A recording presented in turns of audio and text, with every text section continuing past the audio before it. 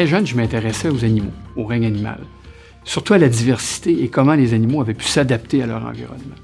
Quand j'ai débuté mes études en biologie, j'ai eu la chance d'effectuer un stage dès la première année.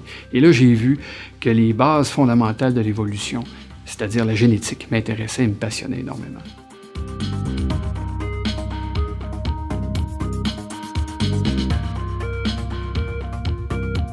Ce qui nous intéresse, c'est non seulement d'identifier les facteurs de risque qui sont derrière le développement d'un cancer du sein, mais c'est aussi d'être capable de prédire, de développer des modèles de prédiction du risque et aussi des outils de communication pour être capable de transmettre cette information-là aussi bien à la femme qui peut être atteinte d'un cancer du sein qu'à ses sœurs ou même aux membres de sa famille.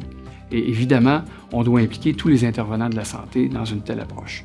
Au tout début de mon doctorat, quand j'ai travaillé avec le professeur Fernand Labrie, à l'époque au Centre de recherche du CHUL, sa passion pour le travail était exemplaire, mais surtout sa détermination à faire en sorte que nos découvertes puissent être appliquées le plus rapidement possible au bénéfice des patients. Si j'avais un conseil à donner à un jeune qui veut entreprendre une carrière en recherche, c'est de ne pas hésiter d'effectuer plusieurs stages afin de découvrir vraiment le secteur qui peut le passionner. Parce qu'on le sait maintenant, la recherche biomédicale fait appel à plusieurs expertises. Oui, la biologie moléculaire, la génétique est importante, mais aussi la recherche clinique, ou même faire appel à des connaissances au niveau de la communication du risque, comment les patients peuvent percevoir ou bien comprendre le message que le professionnel de la santé va leur transmettre.